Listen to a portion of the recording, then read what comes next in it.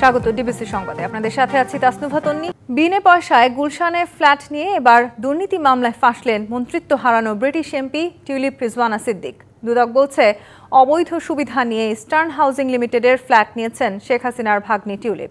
অনুসন্ধানে প্রাথমিক সত্যতা পাওয়ায় টিউলিপ ছাড়াও রাজুকের 2 কর্মকর্তাকেও আসামি করা হয়েছে। রাজধানীর গুলশান 2-এর 71 নম্বর রোডের এই ভবনের একটি ফ্ল্যাটের মালিক ব্রিটিশ এমপি টিউলিপ সিদ্দিক। তবে ফ্ল্যাটটি পেতে কানাকুড়িও খরচ হয়নি তার। এই ভবন ও প্লট জুড়ে রয়েছে অভিনব নানা জালিয়াতি। 1964 সালে পূর্ব পাকিস্তানের সাবেক প্রধান বিচারপতি ইমাম হোসেন চৌধুরীর আবেদনে তৎকালীন ঢাকা ইমপ্রুভমেন্ট ট্রাস্ট তাকে প্রায় 2 বিঘা জমি 99 বছরের জন্য হস্তান্তর না করার শর্তে বরাদ্দ দেয়। কিন্তু 1974 সালে 2 হাত ঘুরে সেই সম্পত্তি চলে যায় ইস্টার্ন হাউজিংয়ের সাবেক চেয়ারম্যান জহুরুল ইসলামের কাছে। 2000 সালে টিউলিপ সিদ্দিক খালা শেখ হাসিনার প্রভাব খাটিয়ে ইস্টার্ন হাউজিংকে লিগ্যাল পার্সন হিসেবে আমুক্তার অনুমোদন ও 36টি ফ্ল্যাটের অনুমোদন করিয়ে নেন রাজুকের। এখন রাজুকের বিধিমালা লঙ্ঘনপূর্বক আইন উপদেষ্টাগণ এবং ইস্টার্ন হাউজিংয়ে সে সময় চেয়ারম্যান যিনি ছিলেন এবং অন্যান্য আইন উপদেষ্টা যারা ছিলেন তাদের সহযোগিতায় এই প্রক্রিয়া করার কাজে অসাধু উপায় এবং তিনি তার প্রভাব খাটিয়ে এই কার্যক্রমটি সম্পন্ন করেছেন। অনুসন্ধানের সত্যতা পাওয়ায় টিউলিপ সিদ্দিক এবং সাবেক রাজুক কর্মকর্তা সর্দার মোশাররফ হোসেন ও শাহা খসরুজ্জামানকে আসামি করে মামলা করেছে দুদক। তিনি প্রভাব খাটিয়ে এটা নিয়েছেন, নাহলে বিনামূল্যে কেন আপনাকে এই প্লটে দেয়া হবে? এবং এটা 99 বছরের জন্য যেই সম্পত্তি লিজকৃত ছিল, যেটা হস্তান্তরযোগ্য ছিল না, সেটা যখন হস্তান্তরযোগ্য হয়ে যায় তাহলে সেখানে অপরাধের ইনগ্রেডিয়েন্টসটা এখানে আছে। এদিকে পূর্বাচলে রাজুকের প্লট বরাদ্দে দুর্নীতির অভিযোগে দুদকের মামলায় সাবেক প্রধানমন্ত্রী শেখ হাসিনা ও তার ছেলে সজীব ওয়াজেদ জয় সহ 29 জনের বিরুদ্ধে গ্রেপ্তারি পরোয়ানা জারি করেছে আদালত। একই সাথে আসামিদের গ্রেপ্তার সংক্রান্ত প্রতিবেদন দিতে 28 এপ্রিল দিন ধার্য করা হয়েছে। হাসিব পান্থ, ডিবিসি নিউজ, ঢাকা। বিসিবিতে অভিযান চালালো দুদকের এনফোর্সমেন্ট ইউনিট। অভিযান নামে নাম উঠে এসেছে নাজমুল হাসান পাপন, ইসমাইল হায়দার মল্লিক, খালেদ মাহমুদ সুজন, শায়ান এফ রহমান ও ফাহিম সিনহার নাম। তাদের নামে অভিযোগের কাগজ এসেছে ডিবিসি নিউজের হাতে। এছাড়াও টিকিট বিক্রিতে হয়েছে অনিয়ম, তৃতীয় বিভাগ ক্রিকেটে প্রভাব বিস্তার ও মুজিব শতবর্ষে 18 কোটি টাকা অনিয়মের তথ্য পেয়েছে দুদক। বাংলাদেশ ক্রিকেট বোর্ডে দুর্নীতি দমন কমিশনের অভিযান। এনফোর্সমেন্ট ইউনিটের 3 সদস্য ক্রিকেট বোর্ডের বিরুদ্ধে 3টি সুনির্দিষ্ট অভিযোগ পেয়েছে। তৃতীয় বিভাগ বাছাই লিগে আধিপত্য বিস্তার, বিপিএল এর টিকিট বিক্রিতে অনেক টাকার লোপাট ও মুজিব শতবর্ষের কনসার্টে বিপুল অর্থ নয়ছয়ের তদন্ত করছে দুদক। সেখানে ব্যয় দেখানো হয়েছে, সেই ব্যয়গুলোতে কিছু অ্যানোমালি আছে। অভিযোগ সম্পর্কে রেকর্ডপত্র সংগ্রহ করা হয়েছে, সেগুলো আমরা যাচাই বাছাই করে আমরা আমাদের এনফোর্সমেন্ট ইউনিটে প্রতিবেদন দাখিল করব। তৃতীয় থেকে দশম আসর পর্যন্ত 15 কোটি টাকা আয় দেখানো হয়েছে, কিন্তু বিসিবি যখন নিজেরা দায়িত্ব নিল যে আমরাই টিকিট সেল করব, তখন 11তম আসরে আয় দেখানো হয়েছে প্রায় 13 কোটি টাকা। এছাড়া তৃতীয় বিভাগ বাছাইয়ে প্রভাব বিস্তারের অভিযোগ পেয়েছে দুদক। অভিযোগ থাকা নির্দিষ্ট কিছু নামের দলিল হাতে এসেছে ডিবিসি নিউজের, যেখানে দেখা যাচ্ছে নাজমুল হাসান পাপন, ইসমাইল হায়দার মল্লিক, খালেদ মাহমুদ সুজন, ফাহিম সিনহা ও শায়ান এফ রহমানের নাম। থার্ড ডিভিশন কোয়ালিফাইং এর ব্যাপারে 2023 সালের টিম সিলেকশন সহ বিগত বছরগুলোতে টিম সিলেকশন কিভাবে হয়েছে, তখন 2 অথবা 3টা টিম এখানে শুধুমাত্র আবেদন করত। ফি যখন 1 লক্ষ টাকা করে দিল, তখন 60টা ক্লাব হচ্ছে অ্যাপ্লাই করেছে।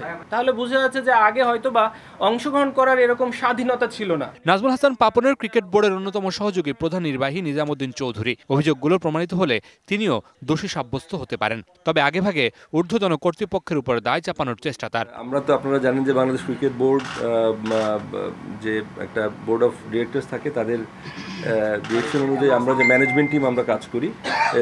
অ্যাজ এ ম্যানেজমেন্ট টিম আমরা বোর্ডের ডিরেক্টিভ অনুযায়ী যে সমস্ত কার্যক্রম এগুলো পরিচালনা করি বা অপারেশনাল ফোর্স হিসেবে আমরা কাজ করি। সেক্ষেত্রে আমাদের কাজ হচ্ছে যে বিভিন্ন সময় বোর্ডের ডিরেকশন অনুযায়ী কাজগুলো এক্সিকিউট করা। ক্রীড়া উপদেষ্টা ও বিসিবির বর্তমান সভাপতি শুরু থেকেই পাপন আমলের দুর্নীতির বিরুদ্ধে ব্যবস্থা নেওয়ার কথা বলে আসছিলেন। Mamunur Rashid, DBC news, Dhaka. এবার আদালতের হাজতখানায় আসামিদের হামলার শিকার হলেন বগুড়া সদর উপজেলার সাবেক চেয়ারম্যান আওয়ামী লীগ নেতা আবু সুফিয়ান শফিক। মেয়ের অভিযোগ, তার আহত বাবাকে চিকিৎসা না দিয়েই কারাগারে পাঠানো হয়েছে। সিসিটিভি ফুটেজ দেখে হামলাকারীদের চিহ্নিত করা হবে বলে জানিয়েছে পুলিশ। অন্যদিকে পাবনা এজলাসে শুনানির সময় পুলিশ সদস্যকে মারধর করেছে বিএনপির অঙ্গ সংগঠনের নেতাকর্মীরা। জুলাই আন্দোলনে শিক্ষার্থী হত্যাসহ বিভিন্ন অভিযোগে 12 মামলার আসামি আবু সুফিয়ান শফিক। তিনি বগুড়া সদর উপজেলা আওয়ামী লীগের সভাপতি। 18ই ডিসেম্বর গ্রেপ্তারের পর থেকেই কারাগারে রয়েছেন শফিক দম্পতি। মামলার শুনানির জন্য মঙ্গলবার বগুড়া চিফ জুডিশিয়াল ম্যাজিস্ট্রেট আদালতে তোলা হয় শফিককে। শুনানির পর রাখা হয় হাজতখানায়। দুপুর 1:45টার দিকে তাকে মারধর করে অন্য মামলার 4 আসামি।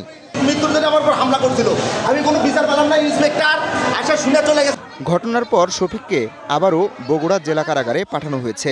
মেয়ে টুনির অভিযোগ, শরীরের বিভিন্ন স্থানে আঘাত পেলেও চিকিৎসা দেওয়া হয়নি তার বাবাকে।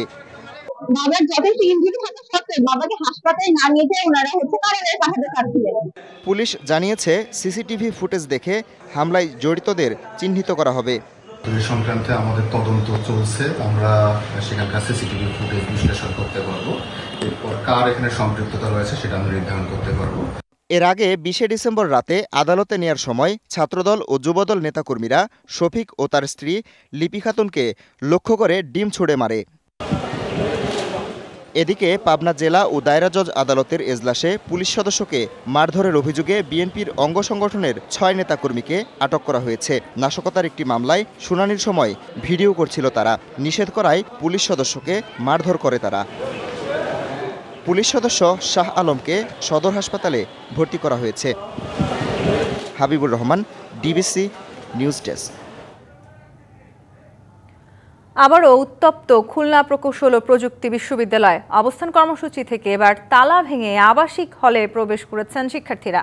6 দফা দাবি নয়, এখন উপাচার্যের পদত্যাগের 1 দফা দাবি তাদের।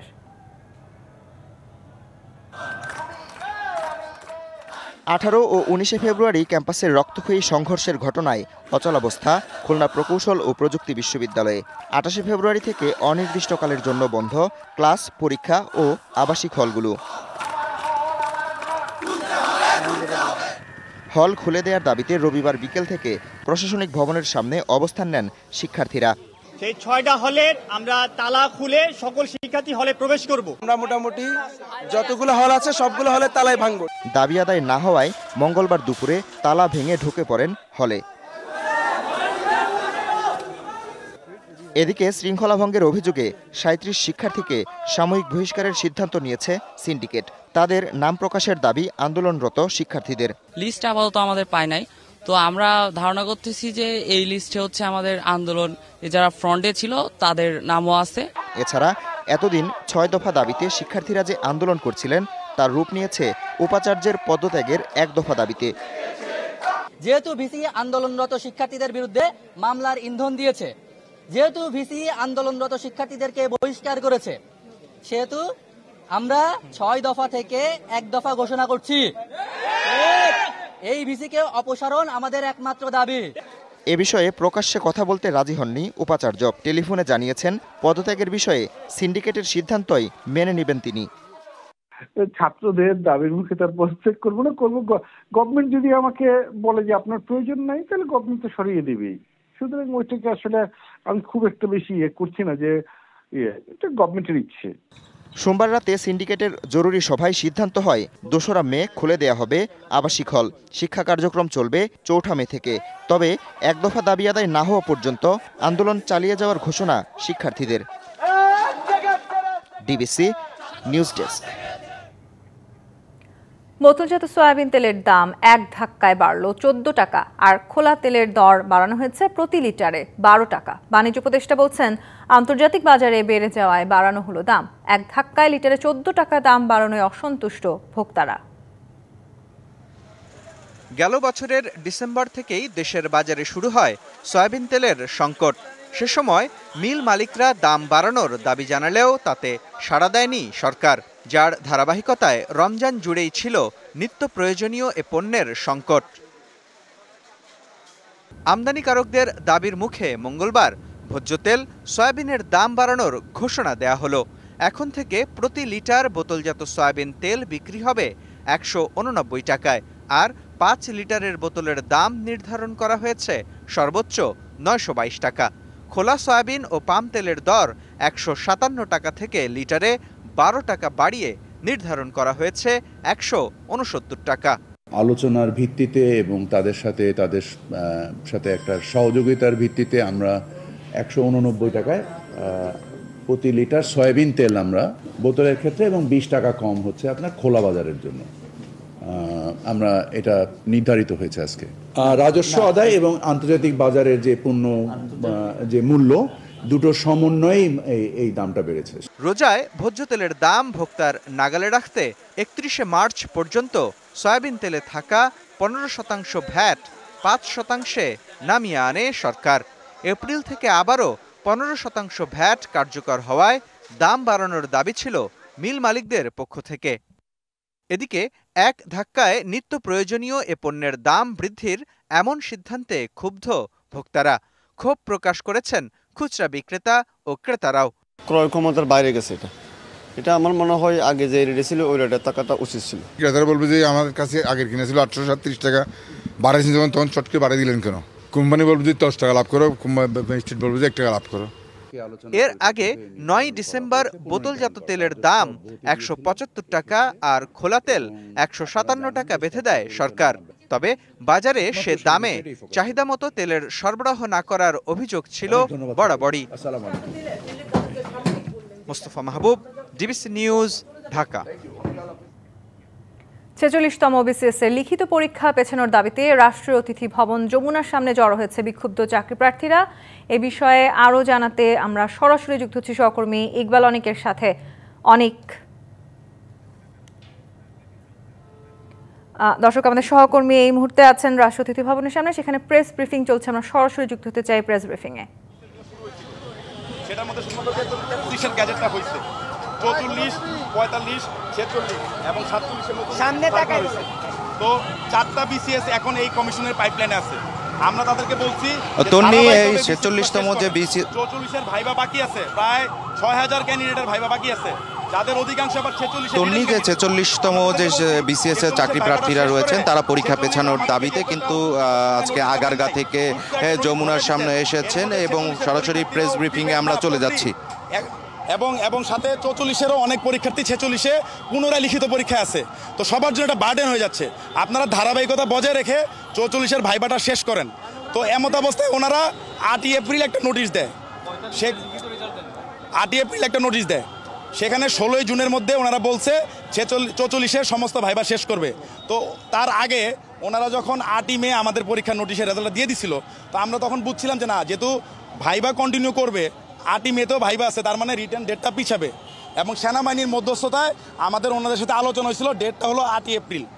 এর মাঝখানে 9ই এপ্রিল সন্ধ্যাবেলা পিএসসি সচিবালয় থেকে আমাদের উদ্দেশ্যে খুব আক্রমণাত্মক একটা বিজ্ঞপ্তি জারি করা হয়, যেটার ব্যাখ্যা জানতে গিয়ে আমরা লাঠিচার্জের শিকার হই।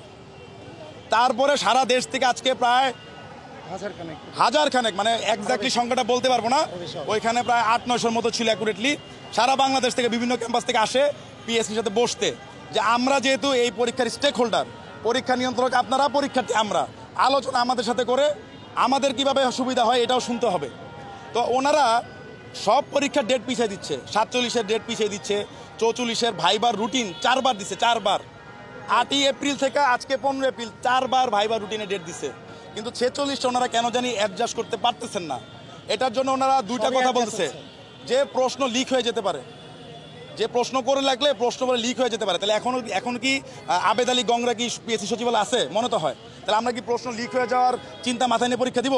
আর প্রশ্ন যদি 8 তারিখে পরীক্ষা না হয়ে 1 মাস পরে হলে লিক হয়ে যায়, তাহলে এটার কি গ্যারান্টি আছে প্রশ্ন 6 মে 7 মে লিক হবে না? দ্বিতীয় কথা, ওনারা বলতেছিল যে সেন্টার পায় না, জুন মাসে নাকি পরীক্ষা নিলে সেন্টার পাবে না। আপনি রুটিনটা দেখেন, আমাদের টেকনিক্যাল সাবজেক্টগুলো জুন মাসে নিচ্ছে, জুন মাসের লাস্ট উইক থেকে জুলাই মাসের ফার্স্ট উইক। তাহলে আপনি এখন বলেন তো এখন কিভাবে সেন্টার পেলেন? আপনাদের সাথে তো একটা সমঝোতার বৈঠক হয়েছে না? আমাদের কোনো সমঝোতার বৈঠক হয় না। চট্টগ্রামের তামাকুমন্ডি লেনের জুতার দোকানে আগুন লেগেছে, নিয়ন্ত্রণে কাজ করছে ফায়ার সার্ভিস। সেখান থেকে সরাসরি যুক্ত হচ্ছেন সহকর্মী মুজিবুল হক। মুজিব, আগুনের ভয়াবহতা কেমন দেখছেন? ফায়ার সার্ভিস আগুন কতখানি নিয়ন্ত্রণে আনতে পেরেছে, বিস্তারিত জানাবেন।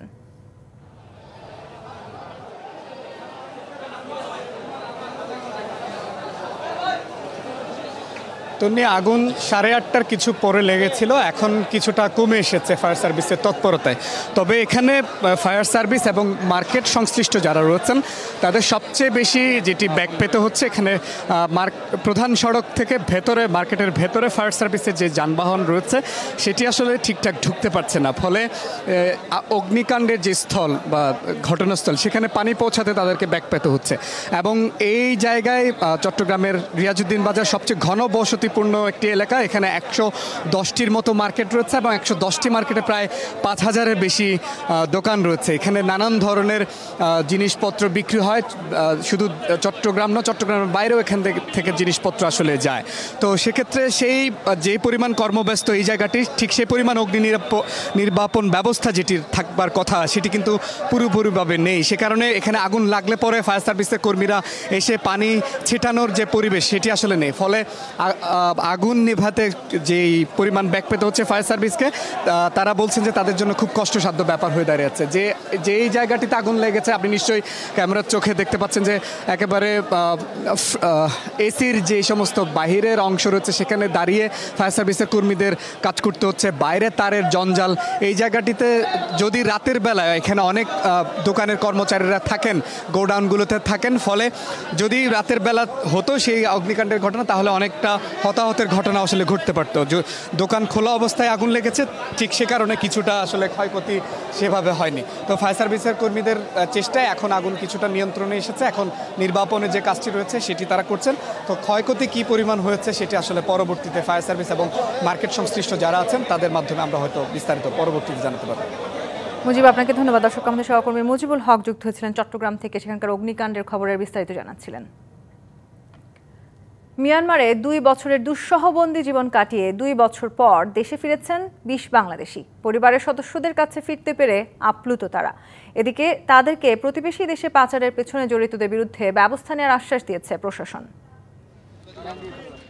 মঙ্গলবার বিকেলে চট্টগ্রামের সার্কিট হাউসে 20 বাংলাদেশিকে একে একে নামানো হয় বাস থেকে। 2 বছর পর মা, বাবা ও পরিবারের সদস্যদের কাছে পেয়ে তৈরি হয় আবেগঘন পরিবেশ। পেশায় কেউ রাজমিস্ত্রি, কেউ বা গাড়ি চালক। এদের অনেকেরই বাড়ি কক্সবাজারের উখিয়ায়। সাক্ষী হয়েছেন দুঃসহ অভিজ্ঞতার। আমাকে বলছে আমি একটু বাইরে থেকে ঘুরে আসি। 1 ঘন্টা পর আমাকে ফোন দিয়েছে, বলে আমি তো মালয়েশিয়া যাওয়ার জন্য এখানে চলে আসছি। আমাদের অনেক অনেক অনেক হেপি লাগতেছে, অনেক খুশি লাগতেছে। নৌবাহিনীর সবার জন্য দোয়া করি আল্লাহ যাতে আপনাদেরকে সহযোগিতা রাখে। উন্নত জীবনের কথা বলে ফাঁদে ফেলে তাদের পাচার করা হয় মিয়ানমারে। সেখানে ধরা পড়ে শুরু হয় অনিশ্চিত বন্দি জীবন। এতদিন পর তাদের ফিরে পেয়ে খুশি স্বজনরাও। 2 বছর পর এসে মা বাবাকে দেখে অনেক খুশি লাগতেছে, অনেক আনন্দ লাগতেছে। ইনানি আছে যে ওখানে ঘুরতে গেছিলাম, ওখানে আমাদেরকে কয়েকটা লোক এসে আমাদেরকে মোবাইল নিয়ে ফেলছে, মানিব্যাগ নিয়ে ফেলছে। আমাদেরকে দালালকে বিক্রি করে দিয়েছে, 1 লাখ টাকা দাও, আর না হলে তোমাকে মারবো অনেক। ফেরত আসার পর চট্টগ্রাম জেলা প্রশাসন তাদের পরিবারের কাছে হস্তান্তর করে। পাচার চক্রের বিরুদ্ধে ব্যবস্থা নেওয়ার আশ্বাস প্রশাসনের। আপনারা যে যে জেলা থেকে গেছেন বা যে যে উপজেলা থেকে গেছেন, আপনারা স্থানীয় যে প্রশাসন আছে তাদের মাধ্যমে আপনারা ওই প্রতারকের বিরুদ্ধে আপনারা মামলা দায়ের করতে পারেন অথবা লিখিত অভিযোগ করতে পারেন। আমরা জেলা প্রশাসন চট্টগ্রামের পক্ষ থেকে আপনাদের সহযোগিতার জন্য আমরা আপনাদের পাশে থাকব। সম্প্রতি মিয়ানমারে ভূমিকম্পের পর ত্রাণ ও উদ্ধার কার্যক্রমে বাংলাদেশের সশস্ত্র বাহিনীর সহায়তায় কূটনৈতিকভাবে প্রতিবেশী দেশকে ইতিবাচক বার্তা দিয়েছে। আর এর ফলে 2 বছর আটকে থাকা বাংলাদেশিদের ফেরত পাঠাতে সম্মত হয় মিয়ানমার, এমনটাই বলছে নৌবাহিনী। ভূমিকম্পে ক্ষতিগ্রস্তদের সহায়তায় বাংলাদেশ নৌবাহিনী জাহাজ ত্রাণ ও মানবিক সহায়তা নিয়ে মায়ানমার পৌঁছালে আটককৃত এই কিশোরদের প্রত্যাবর্তনের দ্বার উন্মোচিত হয়। ফলে দীর্ঘদিন আটকে থাকা বাংলাদেশি নাগরিকরা মুক্তি পায়। 20 জনের সঙ্গে দেশে ফিরেছেন ভূমিকম্পে উদ্ধার তৎপরতা ও চিকিৎসা কার্যক্রমে অংশ নেওয়া সশস্ত্র বাহিনীর 55 সদস্যের দল ও 120 টন ত্রাণ নিয়ে ইয়াঙ্গুন বন্দরে যাওয়া নৌ সদস্যরাও। Mujibul Haque, DBC news, Chittagong. যশোরে রাজনৈতিক প্রভাব খাটিয়ে জমি দখল করতে 14টি বাড়িঘরে হামলা ও লুটপাটের অভিযোগ উঠেছে স্থানীয় জামায়াত নেতাকর্মীদের বিরুদ্ধে। তবে হামলায় সংশ্লিষ্টতা অস্বীকার করেছে জামায়াত। প্রকৃত অপরাধীদের শাস্তির আওতায় আনার দাবি জানিয়েছেন তারা। যশোর সদরের রূপদিয়া মধ্যপাড়ায় ৫০ বছরেরও বেশি সময় ধরে বসবাস করছে বাস্তুহীন ১৪টি পরিবার। জমির মালিক সাইদ বক্স তাদের আশ্রয় দেন। অভিযোগ ওঠে তার মৃত্যুর পর জামায়াত পরিচয় দেয়া খবির খাঁ ওই জমি দখলের চেষ্টা করে। ৫ই আগস্টের পর বাড়তে থাকে সেই চাপ।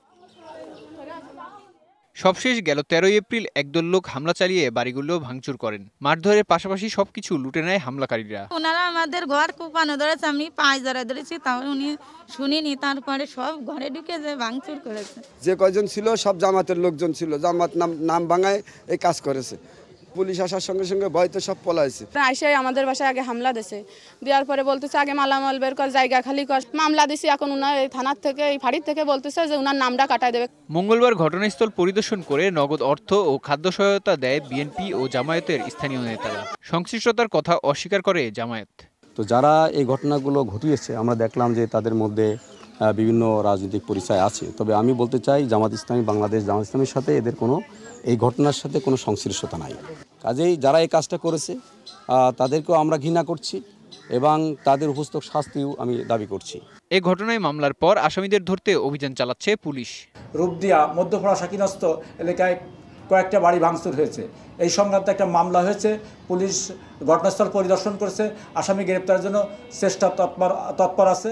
দ্রুত বিচারের দাবি জানিয়েছেন ক্ষতিগ্রস্ত পরিবারগুলো। DBC news desk. Chaitra Sankranti উপলক্ষে নেত্রকোনার কেন্দুয়ায় হয়ে গেল খনার মেলা। গ্রামীণ সংস্কৃতি ও কৃষিতে খনার বচনের তাৎপর্য তুলে ধরতে উপজেলার আঙ্গারোয়া গ্রামে সূর্যোদয়ের সঙ্গে সঙ্গে মেলার উদ্বোধন করা হয়। মঙ্গলঘর পরিসর সংগঠন আয়োজিত মেলায় গানে গানে খনার বচন তুলে ধরা হয়। ঐতিহ্যবাহী এই মেলায় স্থানীয়দের পাশাপাশি অংশ নেন দেশের বিভিন্ন স্থান থেকে আসা সংস্কৃতিপ্রেমীরা। এ সময় খনার উপর বিশেষ আলোচনা পর্বে বক্তব্য দেন লেখক ও গবেষক পাভেল পার্থ, প্রাকৃতিক কৃষি আন্দোলনের সংগঠক দেলোয়ার জাহান। খনা সেই চরিত্র যিনি আসলে জলবায়ুর সাথে এবং ঋতুর সাথে মানানসই হয়ে জীবনযাপনের যে পদ্ধতি বা যে চর্চা সেটা নিয়ে উনি বচন করতেন, সেটা নিয়ে উনি পদ্ধতিগত সমস্যা সমাধান দিতেন। নারী নেতৃত্বকে আমরা দমন করছি বাংলাদেশের পুরুষতান্ত্রিক সমাজ, কিন্তু এর মধ্যে কিছু নারী আছে যারা আসলে সবসময় জীবিত এবং খনা আমাদের সবার মধ্যে আছে। খনা আছে জনে জনে, খনা আছে সব জীবনে। কৃষি নির্ভর এই বাংলাদেশ এবং এই বাংলাদেশের কৃষি আবার খনার বচন নির্ভর। কারণ খনার যে বচনগুলো কিভাবে কৃষি উৎপাদন করে কৃষক সর্বোচ্চ লাভবান হতে পারে, স্বাস্থ্যবান হতে পারে, সেই জ্ঞানের বৈজ্ঞানিক আধার হচ্ছে খনা। মানুষ হিসেবে আমাদের দায়িত্ব যে অন্তত সকল প্রাণকে নিয়ে বেঁচে থাকার যে চেষ্টা সেটা করা। ডিবিসি সংবাদ এই ছিল এখনকার মতো। ডিবিসি নিউজের সংবাদগুলো পড়তে ভিজিট করুন dbcnews.tv আর ভিজিট করুন ডিবিসি নিউজের ফেসবুক পেজ এবং ইউটিউব চ্যানেল। ডিবিসির সঙ্গেই থাকুন।